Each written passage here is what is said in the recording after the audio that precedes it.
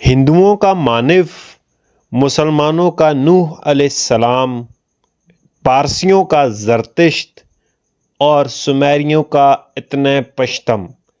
क्या ये चारों लोग एक ही इंसान के मुख्तलिफ नाम हैं या ये अलग अलग नाम हैं? मैं नूह अलैहिस्सलाम को मानव से, इतना पश्तम से क्यों मिला रहा हूँ? क्या इनकी कहानियों में भी कोई सैलाब आया था? क्या एक ही सैलाब था और उसकी कहानी इंडियंस ने मानव के नाम से चोरी कर ली, सुमेरियन ने इतना पश्तम के नाम से चोरी कर ली और फारसियों ने ज़रतुश के नाम से चोरी कर ली?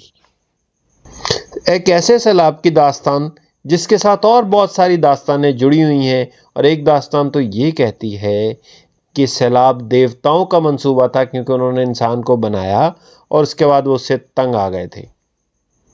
ये सैलाब हकीकत थी या फसाना?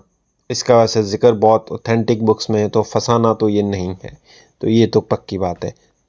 थी तो ये एक तारीखी हकीकत कि सैलाब आया था, लेकिन इसके साथ जुड़ी हुई और बाकी कहानियाँ क्या हैं?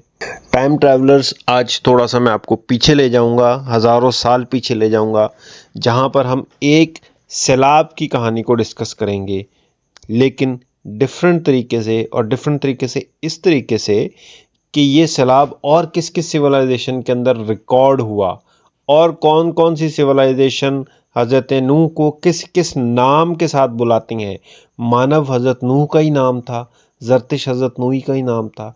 ये सारे क्वेश्चन आपको इस वीडियो के अंदर इनके जो है वो जवाबात मिल जाएंगे, इन क्वेश्चंस के जवाबात मिल जाएंगे। तो टाइम ट्रैवलर्स, पेटी बांधिए और बैठिए ताकि आज की वीडियो को स्टार्ट करें और ख़त्म करें। ये छोटी वीडियो है, होपफुली आपको मज़ा आएगा। और बाकी इसके अंदर कुछ रेफरेंसेस दिए हैं, उनको वेरीफाई करने के लिए आपको चैनल की बाकी वीडियोस को देखना पड़ेगा। शुरू करते हैं जी। तो मसला ये आ गया कि हज़रत नूह अलैहिस्सलाम वाला जो सैलाब है वो बहुत सारी अदर सिविलाइजेशन ने भी जो है रिपोर्ट करना शुरू कर दिया हुआ है। मतलब उन्होंने पहले रिपोर्ट किया था, उनकी जो पुरानी तख्तियाँ मिली हैं उसके अंदर भी मौजूद है। मैं एक मानव के नाम पर एक ऑलरेडी एक बना चुका हूँ वीडियो, और वो मेरे चैनल पे मौजूद भी है। वो मानव इंडियन था, मानव के नाम से ही।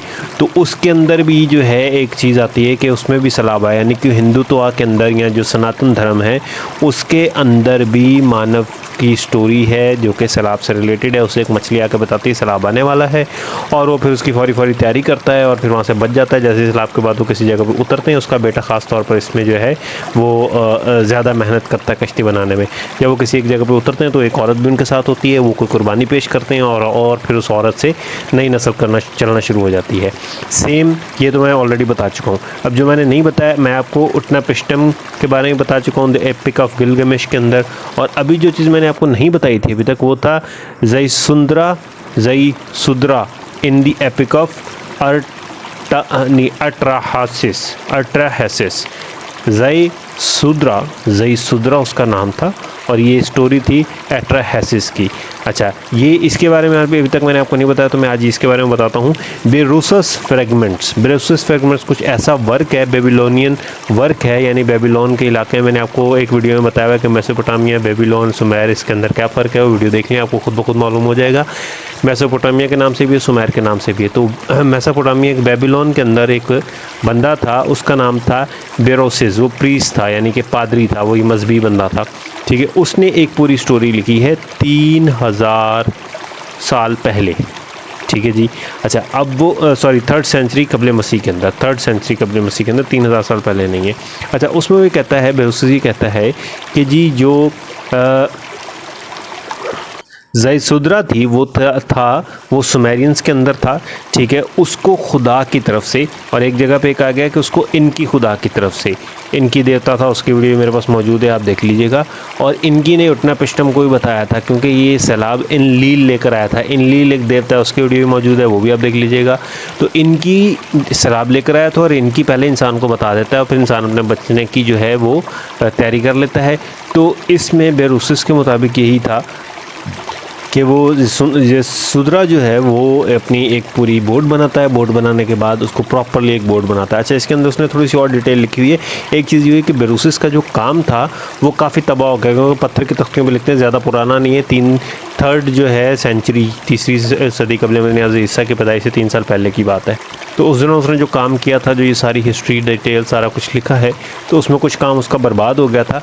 तो फिर उसका जो काम मिला उससे ये सारी डिटेल मिली। उसके अंदर थोड़ी सी डिटेल और लिखी हुई है कि वो जो कश्ती थी वो एक यानी कि टेक्नोलॉजी का मार्वल था, यानी कि टेक्नोलॉजी बेस्ड वो कश्ती थी। वो 520 फीट बड़ी उसकी चौड़ाई थी और ये भी कहता है कि वो गोल शेप की थी। अच्छा, मैंने कहीं और भी पढ़ा है कि हज़रत नूह अलैहिस्सलाम की कश्ती जो थी वो एक गोल शेप की थी और वो उसके अंदर जो है अपना सारी वो क्या कहते हैं इंसान आ गए थे और वो फिर उसके अंदर वो सबमरीन टाइप की कश्ती थी। तो ये इसने जो फैक्ट लिखे उसमें भी यही नज़र आ रहा है कि वो सबमरीन टाइप की वो कश्ती थी जो कि पानी के अंदर भी चली जाती थी, ऊपर भी चली जाती थी, दाएँ बाएँ आगे पीछे सारी इंजीनियरिंग थी। तो उसके अंदर जो बहुत ज़्यादा डिटेल नहीं मिली, लेकिन ये है कि 520 फीट उसकी लंबाई चौड़ाई लेंथ उसकी लिखी हुई है। तो ये था जी सुदरा सैलाब से रिलेटेड, सुमेर का बंदा। फिर एपिक ऑफ गिलगमेश वाला बंदा, उसमें उटनापिष्टम है, ठीक है। एपिक ऑफ गिलगमेश ये उर का बंदा था, गिलगमेश उर का बंदा था, ये भी सैलाब से रिलेटेड है। फिर हज़रत नूह अलैहिस्सलाम का सैलाब था, वो तो कुरान से साबित है, उसका तो कोई दूसरी बात नहीं है। फिर एक मानव वाला सैलाब था, ठीक है। मानव हिंदुत्व के अंदर, सनातन धर्म के अंदर मानव के नाम का एक बंदा था, उनके पुराणों में लिखा हुआ, जिसका प्रॉपर रेफरेंस भी मौजूद है, यानी ऐसे मजाक वजाक नहीं है ये बात, उनके प्रॉपर रेफरेंस के साथ उनकी ये चीज़ लिखी हुई है। तो उसके तहत भी जो है एक बहुत बड़ा सैलाब आया था। अब यहाँ तो सारे बंदे एक ही थे, यहाँ पर सब ने हज़रत नूह वाली स्टोरी देखकर और अपना अपना काम कर लिया हुआ है। अच्छा, इसके रेफरेंस के अंदर मैं बता दूँ, बेरूसिस की जितना भी काम को प्रिजर्व किया था जोसेफ्स ने, ठीक है, उसने उसके काम को प्रिजर्व कर लिया था, यानी रख लिया था। फिर epic of Atrahasis old Babylonian period, 18वीं सेंचुरी का ये पीरियड है, उस दौरान भी उसका रेफरेंस मिलता है। फिर एपिक ऑफ गिलगमेश, वो मैं आपको ऑलरेडी बता चुका हूँ, 2100 सदी में 2100 कबल मसीह में लिखी गई। और फिर है जेनेसिस नूह आर्क स्टोरी, ये 6वीं सदी में लिखी गई। तो आज का थोड़ा सा कम ही था वीडियो मेरे, आप जो शॉर्ट वीडियो बना रहा हूँ उसका ट्रेलर देखिए, जो मैं जल्दी अपलोड करने वाला हूँ। तब तक के लिए मासलामा।